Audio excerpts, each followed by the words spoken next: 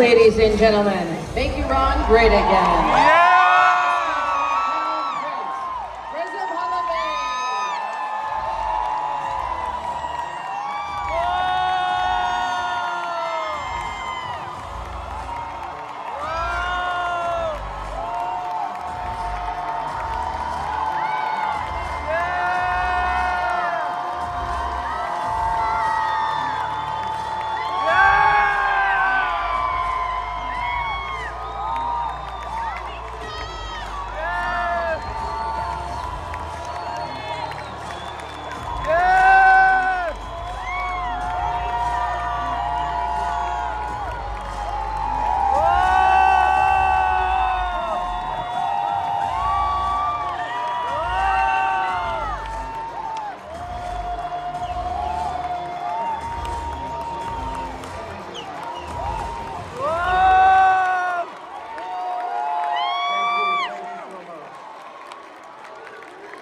Thank you. Thank you. Thank you. Sepas Gozara. Sepas.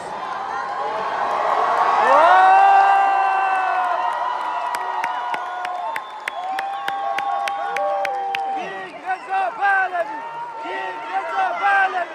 King Reza Pahlavi! King Reza Pahlavi! King Reza Pahlavi! King Reza Pahlavi! King Reza Pahlavi! King Reza Pahlavi! King Reza Pahlavi! King Reza Pahlavi! King Reza Pahlavi! King Reza Pahlavi! So much. Thank you. Ladies and gentlemen, good morning. I had to overcome the flu the last couple of days, but I had to be here to be a voice of millions of my fellow Iranians. So I apologize in advance.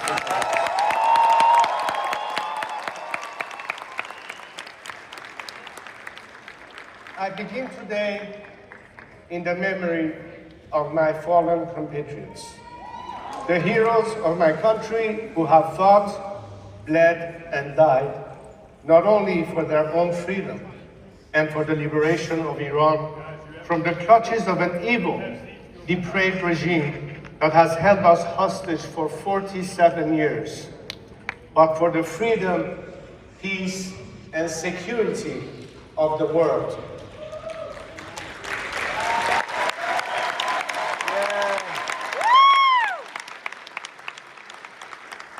When I speak of these heroes, as they come off the streets from protests, or as they prepare for the final battle, they often ask me, tell the world we are not just fighting for ourselves, we are fighting for them too.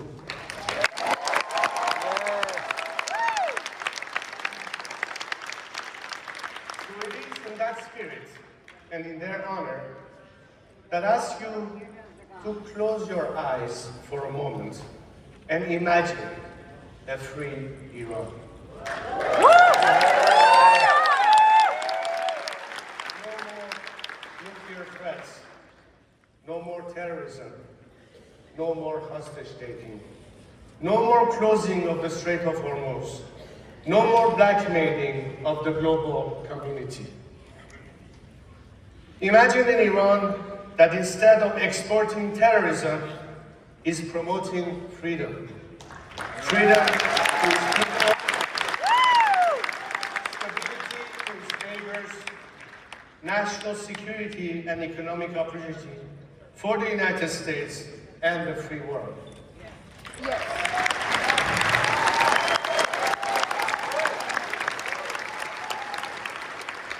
Can you imagine Iran going from death to America to God bless America?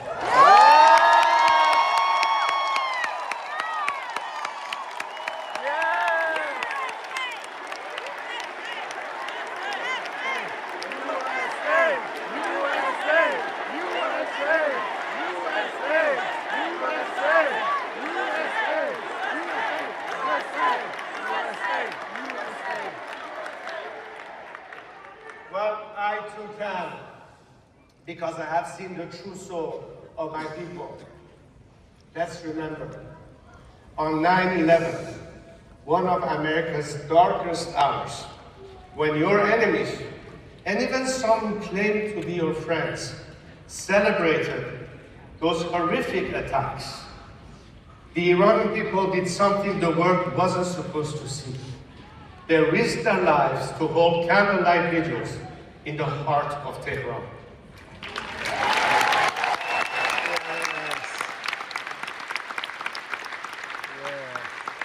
They didn't do it for a camera. They did it for a friend in pain. That is the true face of Iran. Unlike the regime that worships death and destruction, the Iranian people celebrate life and liberty. That's why I can imagine an Iran that exports engineers instead of extremists, startups instead of suicide bombers, energy instead of hatred. I can imagine a Middle East where Iran is no longer a source of chaos, but an anchor of stability. Yes, yes!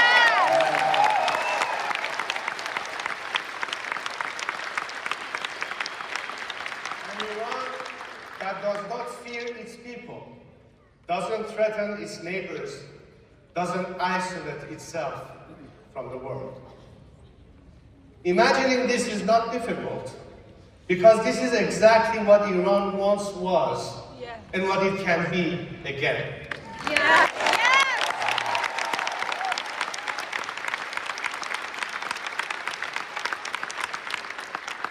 When Iran is free, the Middle East changes.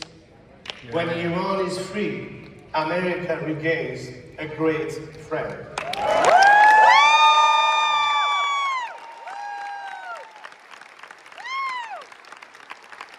The free Iran represents the single largest untapped economic opportunity of the 21st century. A nation of 93 million people, highly educated, entrepreneurial, and pro-West, finally unleashed. Over the next decade alone, a strategic US-Iran partnership could generate more than $1 trillion for the American economy.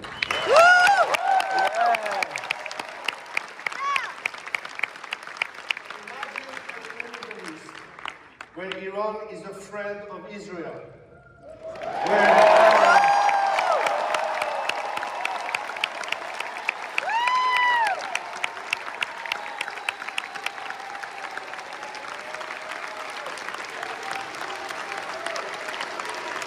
Thank you, Bibi.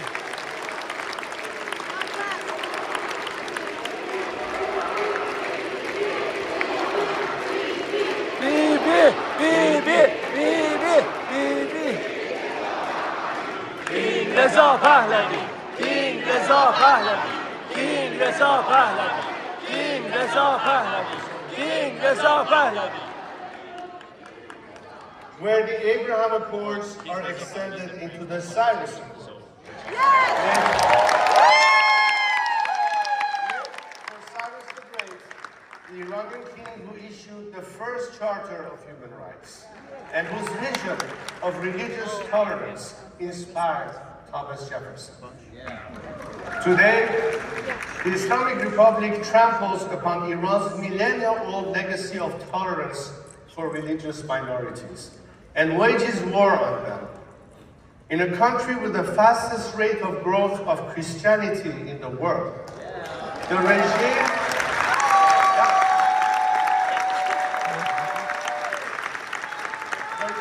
and its IRGC storm into and ransack underground house churches, detain and torture pastors, and persecute and execute evangelists and Christian converts. This is the Islamic Republic, not the true Iran, not the vision we have for the future. Yes. Under this vision, Iran, the United States, Israel, and our Arab neighbors are bound together in peace and prosperity rather than conflict and terror.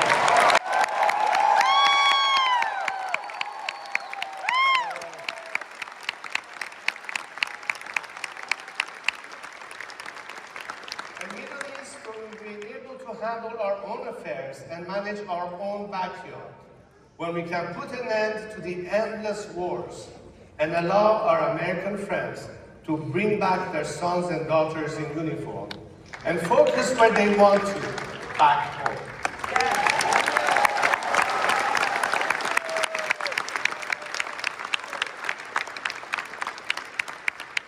A free Iran is not a fantasy. A free Iran is within reach right now. But as we all know, freedom never comes free. My compatriots have shown this. They are not asking for a handout, and they do not expect their freedom to be handed to them on a silver platter. The Iranian people have already paid an unimaginable price for their liberty. In January of this year, I called on my compatriots to go out and protest against a regime that has oppressed them for 47 years. Millions of them responded, igniting the largest wave of protests in Iran's modern history, sweeping every single one of our 31 provinces. On January 8th at 8 o'clock, they took their lives in their own hands and took to the streets to fight against the occupying regime. At that exact moment, Khamenei, Larijani, Ghalibaf, and the rest of their mafia shut off the internet.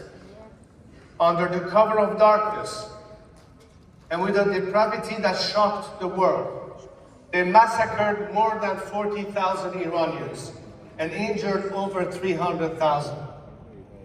They did not stop their terror on the streets. Wounded protesters were hunted down in hospital beds and shot in cold blood. Men and women were raped in secret prisons.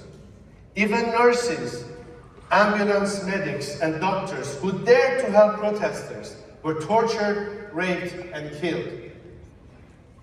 Families were forced to search through thousands of unmarked body bags, and the regime even charged grieving parents for the bullets used to kill their own children.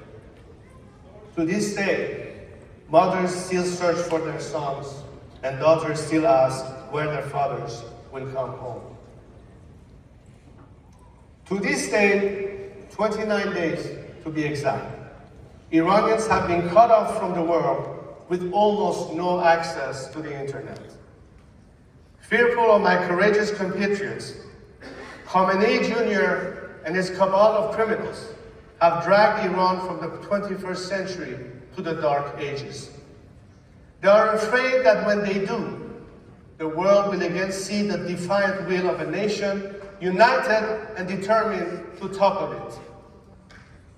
Life can never go back to normal. There is a sea of blood between the people and the regime. After all the massacres, after all they have sacrificed, they will never agree to swap one tyrant for another.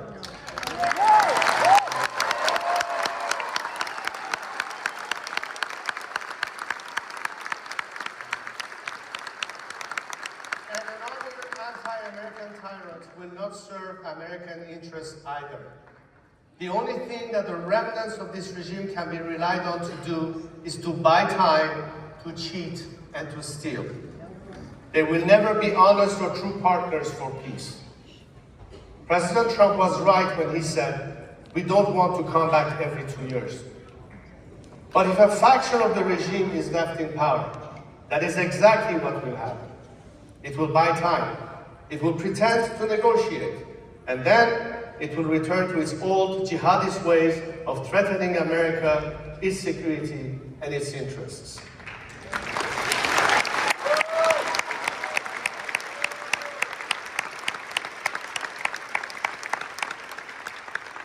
They might promise a short period of artificial calm, but it would inevitably be followed by the same terrorism, the same nuclear blackmail, and the same cries of death to America.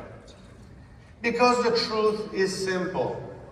The Islamic Republic cannot reform itself. You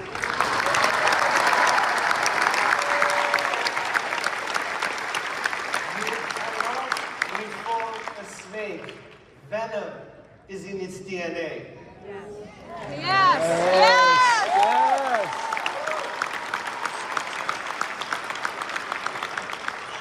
extends to the corrupt and brutal thugs of the IRGC.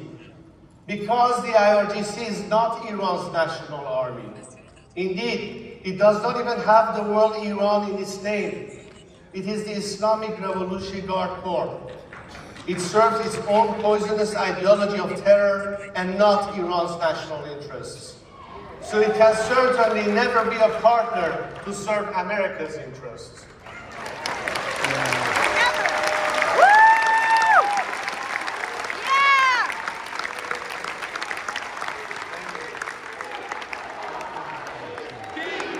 Pahlavi, King Reza Pahlavi, King Reza Pahlavi,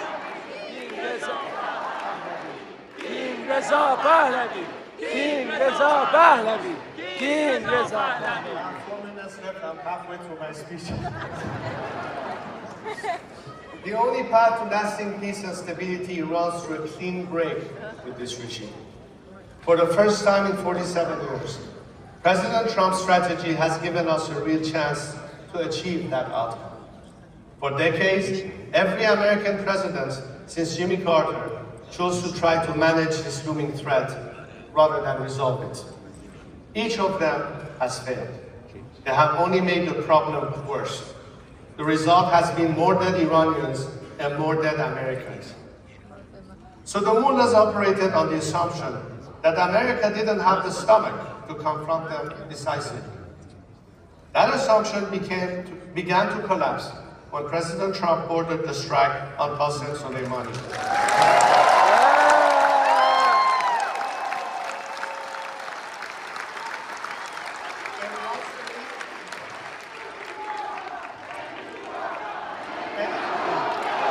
Trump, thank you, Trump.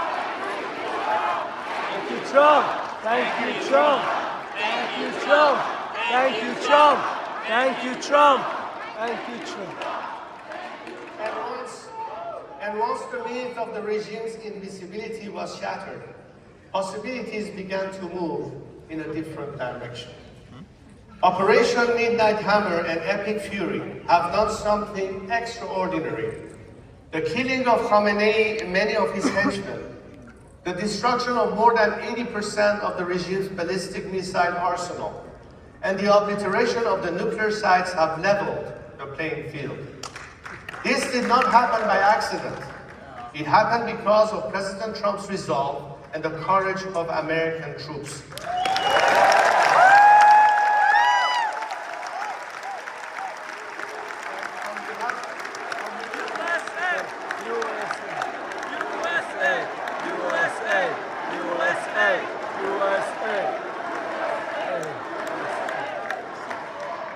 And on behalf of millions of Iranians, we thank them. Their sacrifice was not in vain. For the first time in nearly half a century, the Iranian people have a fighting chance to end this regime of terror and chaos. The regime's repressive machine has been degraded, its terror network cut off, and its leadership decimated. But for this all to be worth it, the sacrifices of both Americans and Iranians, for the goodwill between our two people, which you see on vibrant display here today, to continue, we must finish the job. This regime in its entirety must go.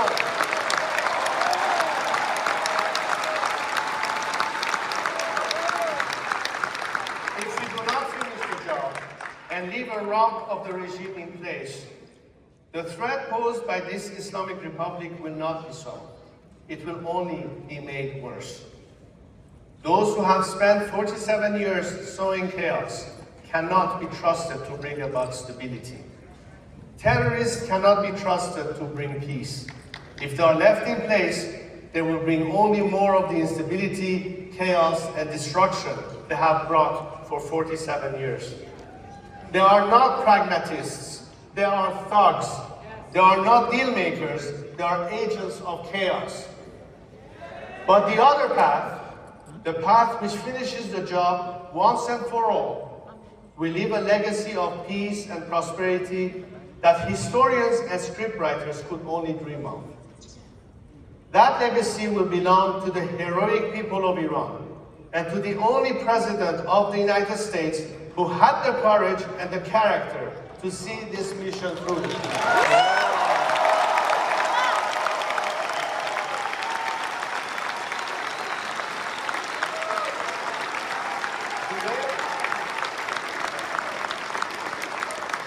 Today, that is the precipice on which we stand. The precipice of true greatness. Iranians are ready to play their part. The final blow will be delivered by the people of Iran themselves. They are already on the ground and they have already demonstrated their extraordinary courage. They are ready to fight again, but they must be given the chance to do so. As President Trump, Prime Minister Netanyahu, and myself have urged, they are taking shelter while the bombs are falling. But when the right moment arrives, as in January, I will call on them to rise up again.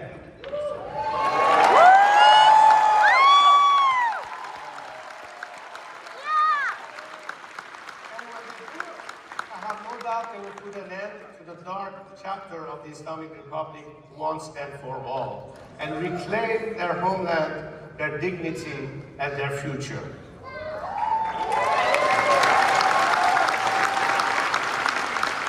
But bringing down a regime is only the beginning. What matters next is whether the nation can unite around a leader with broad legitimacy. Yes. Across Iran and throughout the diaspora, millions of Iranians have called on me to lead the transition to democracy.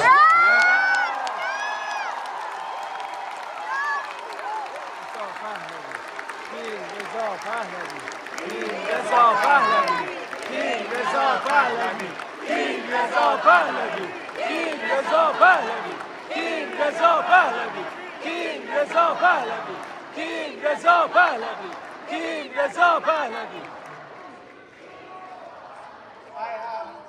I have accepted that call.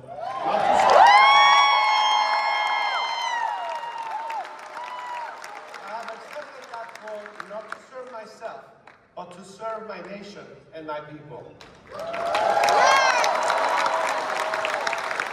In recent years, I have unified a broad coalition of dissidents, Republicans and monarchists, left and right, men and women of all ages, religions, and ethnicities. Even people who were former political opponents have joined the movement to free Iran under my leadership. Equally important, Iran's armed forces and bureaucracy will follow me. Thousands of the regime's military officials, some very senior, have signed their readiness to join me through a digital defection platform my team established several months ago. Many of these officials have refused to obey the orders to kill civilians during the January uprising. That's why the IRGC had to import thugs from Afghanistan, Iraq, and Lebanon to do the dirty work. With my leadership, they and others who don't have blood on their hands will play a role in stabilizing the country during the transition.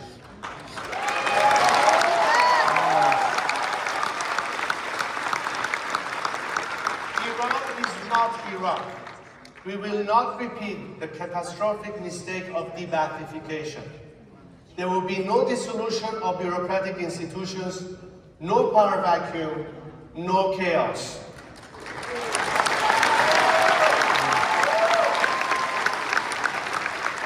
The transition will be orderly, and my team of experts have produced a detailed plan called the Iran Prosperity Project, or IPP. This is a roadmap for national recovery, including the first 100 days after the regime's collapse and the long-term reconstruction and stabilization of our country. What we ask of America now is simple. Stay the course. Do not throw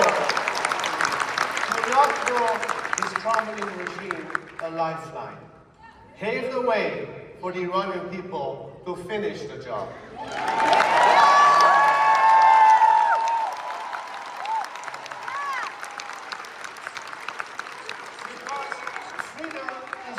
An American story alone. It is the story of all people who refuse to live on their knees It is the story America wrote in 1776. And today, it is the story the Iranian people are writing with their courage and sacrifice. We prefer to die standing than to live kneeling.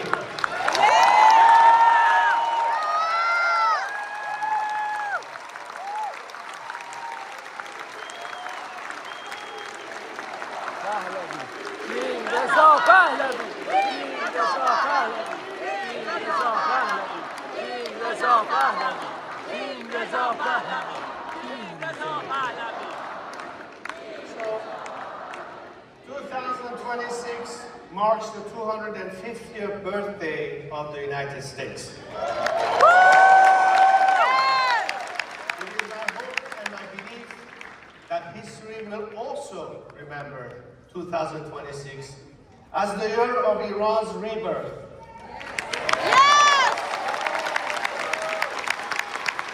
What the people are fighting for is the rebirth of our 2,500-year-old civilization. When the black page of the illegitimate Islamic regime is turned, that is the transition and heritage to which Iran will return. So in 2026, our two nations are reaching for a new chapter, both determined to be great. President Trump rightly observed that the Iranian people are the Iranian regime's longest suffering victims. He told them, the hour of your freedom is at hand. And they are already ready to meet this moment. The Iran story is not yet finished. Great civilizations outlast even the most vicious occupiers. With your help, and with the courage, sacrifice, and heroism of Iran's greatest youth, our best, latest chapter is being written right now. When it is done, a free and democratic Iran will stand alongside the United States as a partner, an ally, and a friend.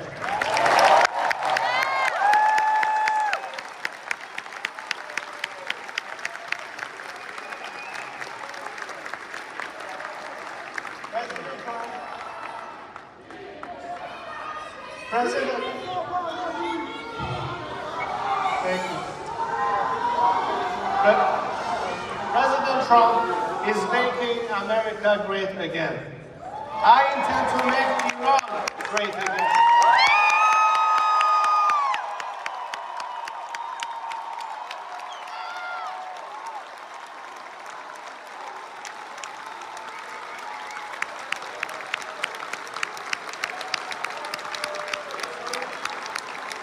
Together with my brave compatriots, that is exactly what we will do. Thank you. God bless America and love in Iran.